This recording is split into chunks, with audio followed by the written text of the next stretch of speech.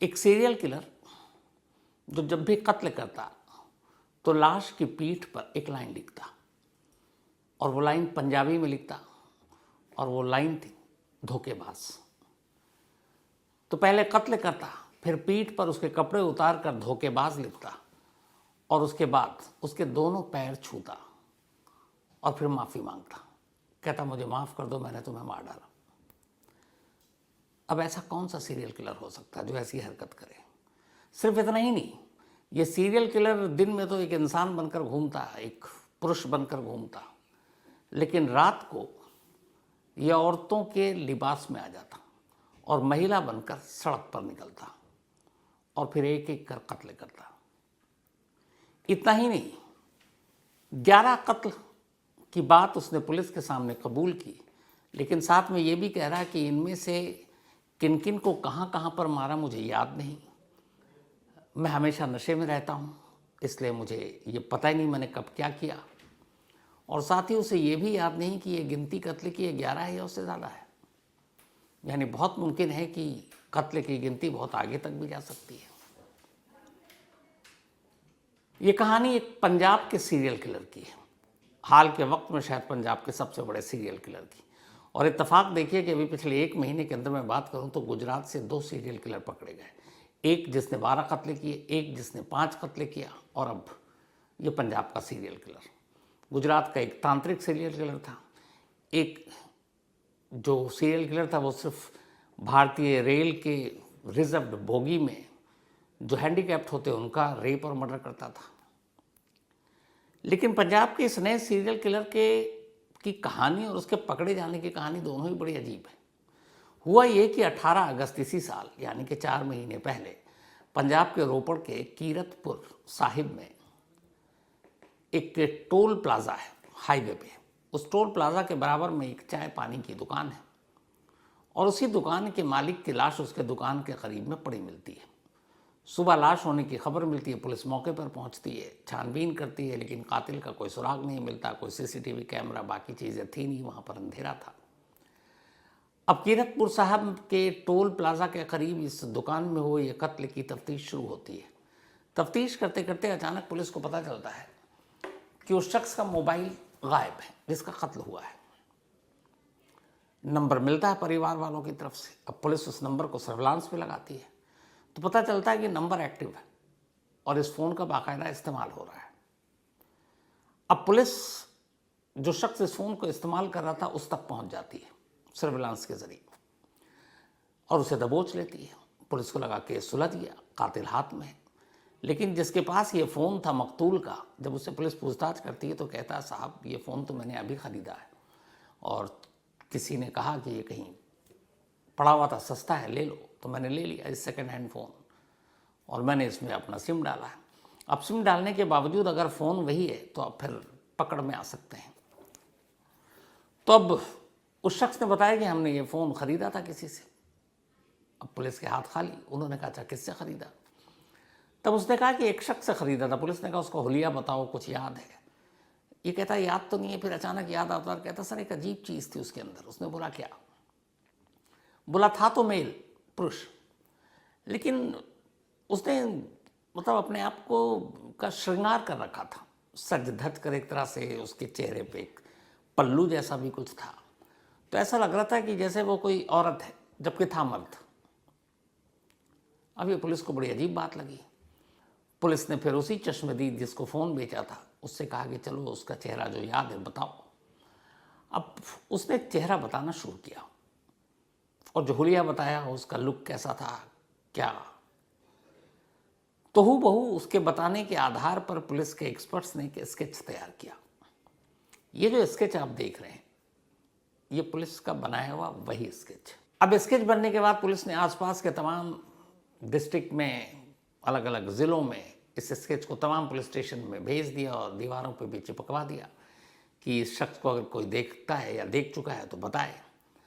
इत्तेफाक से रोपड़ डिस्ट्रिक्ट में ही एक रोज़ पता चला एक मुखबिर से कि इस शक्ल का हूबहू एक शख्स यहाँ घूम रहा है। तो एक स्केच की मदद से आखिरकार अब वो कातिल पुलिस की गिरफ्त में था। पुलिस उसे लेकर थाने पहुँचती है, पूछताछ शुरू होती है। और पंजाब पुलिस को अब तक यही लग रहा था कि चलो एक कीरतपुर साहिब में टोल प्लाजा के बाहर जो एक कत्ल हुआ वो केस सुलझ गया, यही अब तक उनको समझ आ रहा था। लेकिन थाने ले जाकर जब उस शख्स से पूछताछ शुरू हुई और धीरे धीरे उसने अपना मुंह खोलना शुरू किया तो खुद पंजाब पुलिस हैरान थी, क्योंकि जिसे वो कातिल समझ रहे थे उसके मुंह खोलते ही थोड़ी ही देर में एक कातिल नहीं बल्कि पंजाब पुलिस के सामने एक सीरियल किलर खड़ा था। एक ऐसा सीरियल किलर जो पिछले 1.5 साल में 11 कत्ल कर चुका था और कभी पुलिस के रडार पर नहीं आया। पुलिस उसकी कहानी सुनकर हैरान थी, उसके कत्ल के तरीके को सुनकर हैरान थी, कत्ल की वजह को सुनकर हैरान थी और कत्ल करने के बाद जो वो करता था वो जानने के बाद भी हैरान थी। जिस सीरियल किलर को पुलिस ने पकड़ा था एक कातिल समझकर, एक मामूली किलर समझकर, उसका नाम राम स्वरूप है। राम स्वरूप उम्र 33 साल, पंजाब के रोपड़ डिस्ट्रिक्ट का ही रहने वाला, 10वीं पास। राम स्वरूप बचपन में बिल्कुल ठीक ठाक था, 10वीं तक की पढ़ाई की, एक बार फेल किया, घर वालों ने पीटा, फिर एग्ज़ाम दिया, दोबारा पास कर गया, लेकिन एक नॉर्मल लड़का था। इसके बाद थोड़ा वक्त बीता तो उसने कहा कि पंजाब के बाकी लड़कों की तरह कहीं बाहर जाते हैं, नौकरी करते हैं। ऊपर उसने पासपोर्ट बनाया और पहुंच गया दुबई में जाकर कुछ वक्त तक नौकरी की और यहीं दुबई में ही उसकी ज़िंदगी बदल गई। जब वो दुबई गया तो दुबई में कुछ ऐसे लोगों के संपर्क में आया जो समलैंगिक थे, जो गे थे, और वहाँ वो उनके क्लब में शामिल हो गया एक तरह से। अब वापस कुछ वक्त के बाद पंजाब आता है। पंजाब आने के बाद फिर उसका मन नहीं लगता, वो इस बार फिर कतर चला जाता है। अब वो कतर में है, कई साल तक कतर में नौकरी करता है और ठीक ठाक अब भी कतर में जो पैसे कमाता वो घर भेजता। घर में गांव में उसने अपना मकान बनाया। माँ बाप ने बताया था कुछ रिश्तेदारों के, पड़ोसियों के कर्ज हैं, वो सारे कर्ज चुका दिए उसने। फिर कतर में नौकरी करने के बाद वो वापस आता है पंजाब। माँ बाप उसकी शादी कर देते हैं। धीरे धीरे उसके 3 बच्चे होते हैं, 2 बेटी 1 बेटा। इस वक्त बेटी की उम्र करीब 12-13 साल है। आकर छोटे मोटे काम करता है और अब बाहर जाने की सोचता नहीं है। लेकिन आने के बाद माँ बाप ने अब नोटिस किया कि उसके अंदर थोड़ा सा बदलाव है। वो एक समलैंगिक और एक गे वाली जो चीज़ें थी वो कहीं ना कहीं झलक रही थी, लेकिन फिर भी वो ठीक ठाक था, नॉर्मल, किसी से लड़ाई झगड़ा कुछ नहीं, तब तक सब कुछ ठीक था। फिर अचानक हुआ यूं कि उसे शराब की लत लग गई। अब वो नशा शराब का ही नशा करता, दिन दिन भर शराब पीता, माँ बाप मारते पीटते, लेकिन वो सुधरता नहीं। पत्नी से भी लड़ाई हो गई। फिर इस कदर शराब पीने लगा कि पिता ने एक बार सोचा कि इसको बेदखल कर देते हैं। वो बाकायदा गए बेदखल करने के लिए जो कानूनी तरीके होते हैं, लेकिन फिर लगा कि एक ही बेटा है, कल को फिर ये माफ़ी मांगे लौट आए तो क्या फ़ायदा। तो उन्होंने कहा उसको एक और मौका सुधरने का देते हैं। फिर मौका दिया, लेकिन वो सुधरा नहीं। अब वो नशे में कई लोगों से लड़ता झगड़ता, बार बार घर शिकायत आती। माँ बाप और पत्नी और बच्चे थक गए। एक रोज़ उन्होंने कहा कि तुम इस घर को छोड़ दो और उसे घर से निकाल दिया। ये बात है 2022 की, 2 साल पहले। जब घर से निकाला तो अब वो गांव से निकलकर इधर उधर भटकता रहा। कुछ दिन तो उसने ज़िंदगी काट ली, लेकिन अब उसे लगा जिंदा रहने के लिए पैसे की भी ज़रूरत होती है। क्या करे, शराब की उधर लत थी।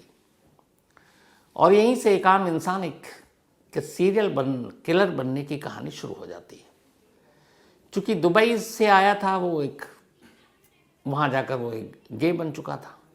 यहाँ आया तो उसने बहुत सारी चीज़ें देखी, बहुत भटका, हाईवे पर घूमा, ट्रकों में घूमा, तो उसने देखा कि बहुत सारे जो इस तरह के गे हैं या फिर समलैंगिक हैं, सड़क किनारे लंबी दूरी की गाड़ियों में एक सेक्स वर्कर के तौर पर काम करते हैं। अब उसे ज़िंदा रहने के लिए पैसों की ज़रूरत थी। उसने यही काम करना का फैसला किया।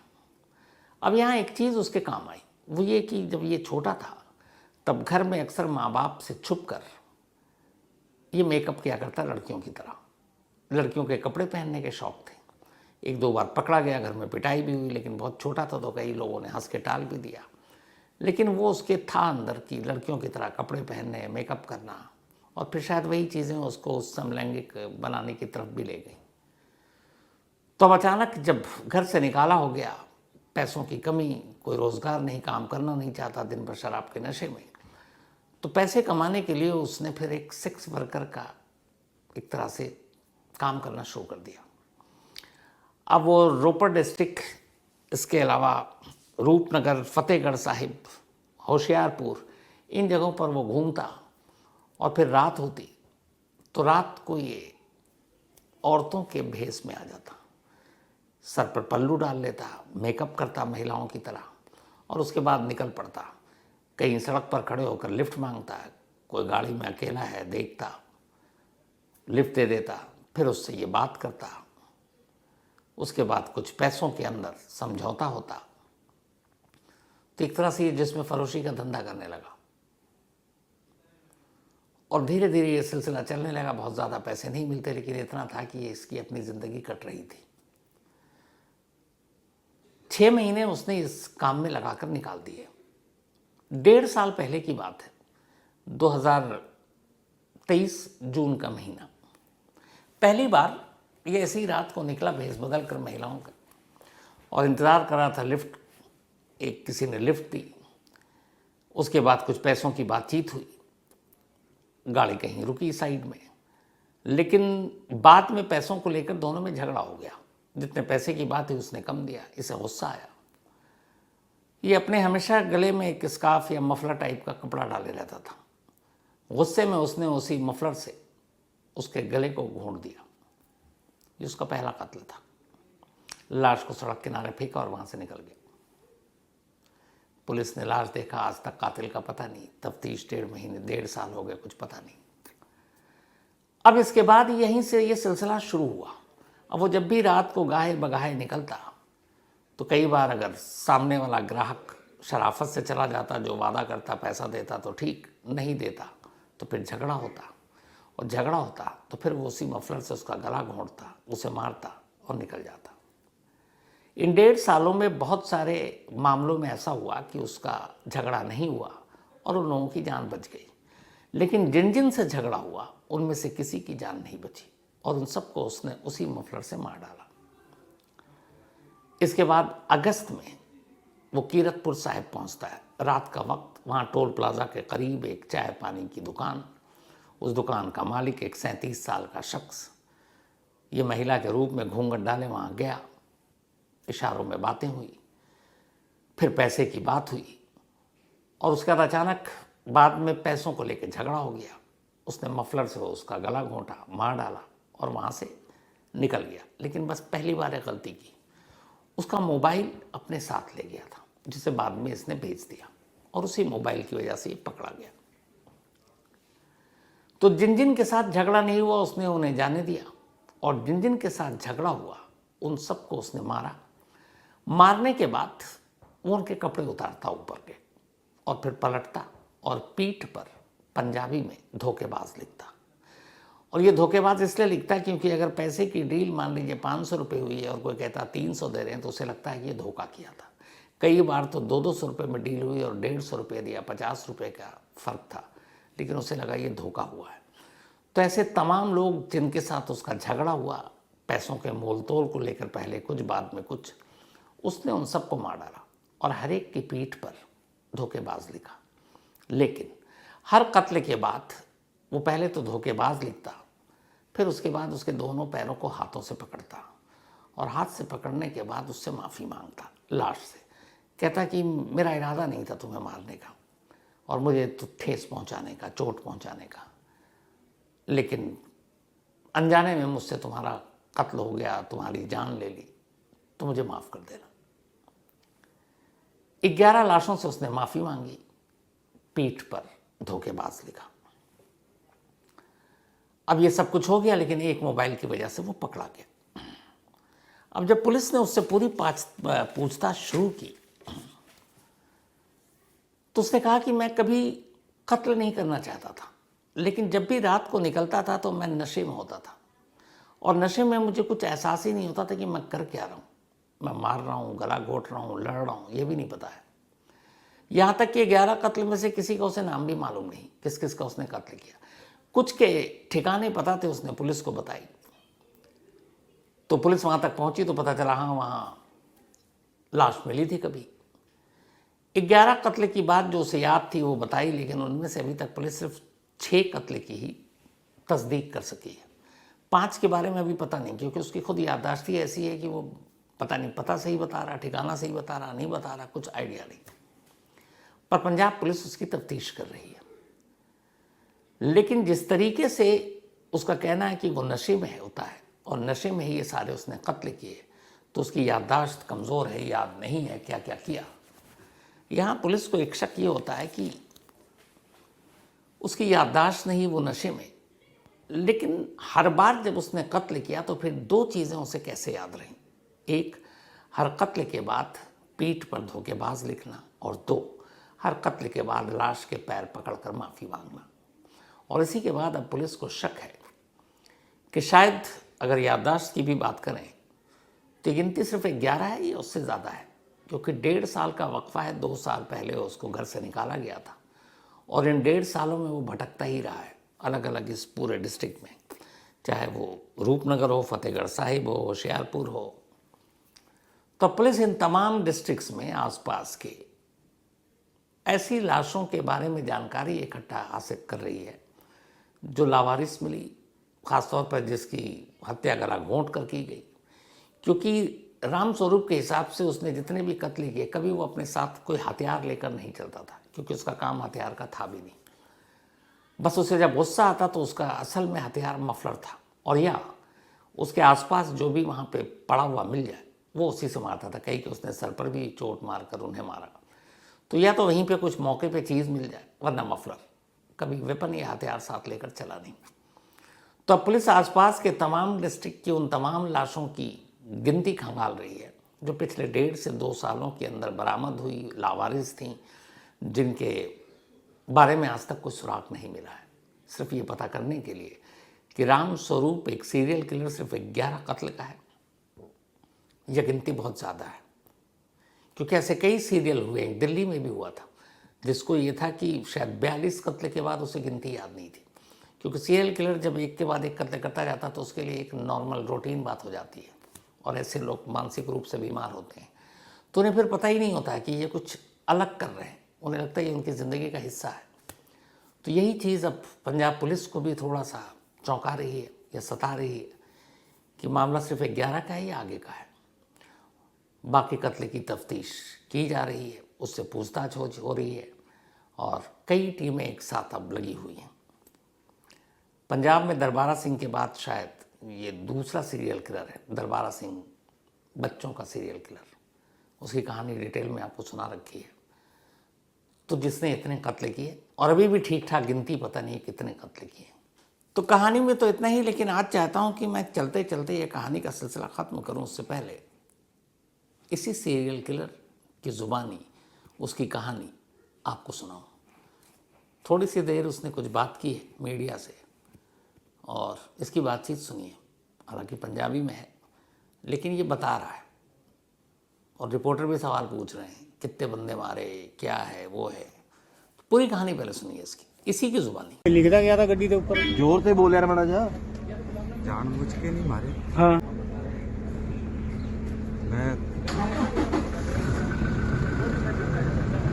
क्यों मारे, क्यों बंदे, कितने के बंदे मारे हों तक, कितने के वारदात तक कितने आए यार, तुझे याद है? याद नहीं। तुझे याद है? काम क्या करता तू, काम क्या करता, यानी दिहाड़ी कादी, बाल बूल कटने का काम करता। बाल कट्टने का। घर वाली ਨੂੰ ਦੱਸਤਾ ਰੋਪੜਾ ਨਾਲ ਕਿਉਂ ਮਾਰ ਕੇ ਉਹਦੇ ਪਿੱਛੇ ਲਿਖਿਆ ਸੀਗਾ, ਮਾਰ ਕੇ ਰੋਪੜ ਜਿਹੜਾ ਮਾਰਿਆ ਸੀ ਬੰਦਾ ਉਹਦੇ ਪਿੱਠ ਪਿੱਛੇ ਕਿਉਂ ਲਿਖਿਆ ਸੀਗਾ? और तो उसके बाद ਧੋਖੇਬਾਜ਼। पैसे ਅੱਛਾ, पैसे ਪੈਸੇ ਕਾਦੇ ਪੈਸੇ ਲੈਣੇ ਤੇ? ਅਸੀਂ ਤੇ ਖੜੇ ਸੀ, ਮੈਂ ਕਿਤਾ ਇੱਕ ਮਹੀਨੇ ਮੰਗ ਰਹੇ ਗੱਡੀਆਂ ਸਟਾਰਟ ਕਰਤੀਆਂ। ਗਲਤ ਕੰਮ ਹੋ ਗਿਆ ਤੇ ਪੈਸੇ ਗਲਤ ਕੰਮ। ਗਲਤ ਕੰਮ ਕੀਤਾ ਸੀ ਉਹਨੇ। ਮੈਂ ਬੈਠਾ ਸੀ, ਉਹਨੇ ਮੈਂ ਉਹਨੂੰ ਇਸ਼ਾਰਾ ਕੀਤਾ, ਉਹ ਗੱਡੀ ਰੁਕੀ। ਉਹਨੇ ਮੈਨੂੰ ਪੁੱਛਿਆ, ਕਹਿੰਦਾ ਕਿੱਦਾਂ, ਕਹਿੰਦਾ ਕਿੱਦਾਂ ਕਰਨਾ ਕੁਛ। ਮੈਂ ਕਿੰਨੇ ਪੈਸੇ, ਕਿੰਨੇ ਲੈਣੇ? ਮੈਂ ਕਿਹਾ 200। ਕਹਿੰਦੇ 100 ਕਹਿੰਦੇ 150 ਫਿਰ ਚੱਲ ਪੈ ਗਏ ਚਲੇ ਗਏ ਅੱਛਾ ਲਿਆ ਕੇ ਮੋਰੇ ਗੱਡੀ ਖੜੀ ਕਰਾ ਲਈ। ਧੁੰਦ ਪਈ ਅਸੀਂ ਕਾਫੀ ਤਾਂ ਗੱਡੀ ਕੱਢ ਕੇ ਤੇ ਪਹਿਲਾਂ ਮੂੰਹ ਨਾਲ ਕਰਾ ਪਿੱਛੇ ਵੀ ਮੈਨੂੰ ਪੈਸੇ ਨਹੀਂ ਦਿੱਤੇ। ਮੈਂ ਗੱਡੀ 'ਚ ਉਤਰਦਾ ਨਹੀਂ ਸੀ। ਮੇਰੇ ਧੱਕਾ ਮਾਰ ਕੇ ਕੱਢਦਾ ਸੀ ਬਾਹਰ ਪੇ ਨੇ ਵਿੱਚ ਡੰਡਾ ਕੱਢੇ ਮੇਰੇ ਤੇ ਸਿਰ 'ਚ ਮਾਰੇ ਤੇ ਇਹਨੂੰ ਦਿੱਤੇ ਸੀ ਪੈਸੇ। ਫਿਰ ਕਹਿੰਦਾ ਜਾਂ ਫਿਰ ਮੈਂ ਮਾਰੇ ਚਪੇੜ ਚਪੂੜ ਮਾਰੀ ਉਹਦੀ। ਫਿਰ ਡਰ ਗਿਆ ਉਹ ਮੈਂ ਵੀ ਕਾਲਰ ਫੜਿਆ ਸਾਡੇ ਇੱਥੋਂ ਪਾਈ ਕਹਿੰਦਾ ਚੱਲ ਗੱਡੀ 'ਚ ਬੈਠ ਕੇ ਗੱਲ ਕਰ ਕਹਿੰਦਾ 2 ਵਾਰੀ ਕਰ।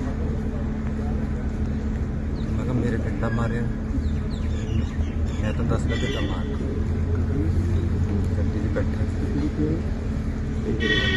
ਮੈਂ ਤਾਂ ਮਫਰਲ ਸਿਰ ਤੇ ਬੰਨਿਆ ਤਾਂ ਮੈਂ ਉਹ ਲਾ ਕੇ ਤੇ ਗਲੇ 'ਚ ਪਾ ਕੇ ਜਿਹੜੇ ਬਾਕੀ ਬੰਦੇ ਮਾਰੇ ਉਹ ਵੀ ਅੱਧੀ ਮਫਲਰ ਨਾਲੇ ਮਾਰੇ। ਮਫਰਲ ਕੋਈ ਨਾ ਕੋਈ ਮੇਰੇ ਕੋਲ ਹੁੰਦਾ ਸੀ ਕੱਪੜਾ। ਕੋਈ ਹਥਿਆਰ ਵੀ ਹੈਗਾ? ਸਾਰੇ ਪੈਸੇ ਨਹੀਂ ਦਿੰਦੇ ਤਾਂ ਮਾਰਦਾ ਤਾ। ਪੈਸੇ ਦੇ ਚੱਕਰ 'ਚ ਮਾਰੇ ਸਾਰੇ? ਪੈਸੇ ਦਿੰਦੇ ਨਹੀਂ। ਅੱਛਾ ਕੁੱਟ ਮਾਰ ਕੇ ਵੀ ਲੈਂਦੇ ਸੀ ਕਰਦੇ ਸੀ ਜ਼ਬਰਦਸਤੀ ਸਾਈਡ ਤੇ ਲਿਜਾ ਕੇ ਦਿੰਦੇ ਨਹੀਂ ਸੀ। ਤੁਹਾਡੇ ਪਰਿਵਾਰ 'ਚ ਕੌਣ ਕੌਣ ਹੈਗਾ? ਪਰਿਵਾਰ ਛੱਡਿਆ ਹੈ 2 ਸਾਲ ਹੋ ਅੱਛਾ ਪਰਿਵਾਰ ਨੇ ਛੱਡਤਾ ਜਾਂ ਤੁਸੀਂ ਛੱਡਿਆ ਪਰਿਵਾਰ ਨੂੰ? ਗਏ। ਸਮੇਂ ਨੇ ਛੱਡ ਦਿੱਤਾ। ਅੱਛਾ ਕਿੰਨੇ ਕੁ ਹੁਣ ਤੱਕ ਵਾਰਦਾਤਾਂ ਕਰ ਲਈਆਂ? ਜਿਹੜੀਆਂ ਯਾਦ ਸੀ ਦੱਸ ਦਿੱਤੀਆਂ। ਮੈਨੂੰ ਦਾਰੂ ਪੀ ਕੇ ਥੋੜੇ ਜਿਹੇ ਚਿੱਤੇ ਆ ਜਾਂਦੇ ਅੱਛਾ ਕਿਆ ਮਾਰੇ ਆ ਖਾਣ ਅਫਸੋਸ ਹੈ ਜੋ ਕੀਤਾ ਹੁਣ ਤੱਕ? ਮੈਂ ਵੀਰ ਵਾਲੇ ਗਿਆ ਸੀ ਮੈਨੂੰ ਥੋੜੀ ਲਾਈਟ ਮਹਾਰਾਜ ਕਹਿੰਦੇ ਆਪਣੇ ਪਛਤਾਵਾ ਕਰ ਕਿਤੇ ਵੀ ਜਾਣਾ ਮਾੜੀ ਮੋਟੀ ਸੇਵਾ ਕਰਦਾ ਸੀ ਪਰ ਮੈਂ ਮਾਰਨ ਤੋਂ ਬਾਅਦ ਮਾਫੀ ਜ਼ਰੂਰ ਮੰਗਦਾ ਸੀ। ਕਿੱਥੇ ਮਾਫੀ ਮੰਗਦੇ ਸੀ? ਕਿੱਥੇ ਮਾਫੀ ਮੰਗਦਾ ਸੀ? ਉਹਨਾਂ ਦੇ ਪੈਰ ਛੂ ਕੇ ਮੈਂ ਕਹਿੰਦਾ ਮਾਰਨ ਤੋਂ ਪੈਰ ਚੋਂ ਮਾਫੀ ਮੰਗਦਾ ਸੀ। ਅੱਛਾ ਮਾਰਨ ਤੋਂ ਬਾਅਦ ਗਲਤੀ ਹੋ ਗਈ ਮੈਨੂੰ ਮਾਫ ਕਰ ਦੇ ਤੁਹਾਨੂੰ ਜਾਣ ठीक तो ये थी अजीब सीरियल किलर की कहानी। अब देखिए इसके आगे जो भी इसकी जानकारी पुलिस पूछताछ कर रही है मिलती है तो आप तक ज़रूर पहुंचाऊंगा। लेकिन फ़िलहाल इस कहानी में इतना ही।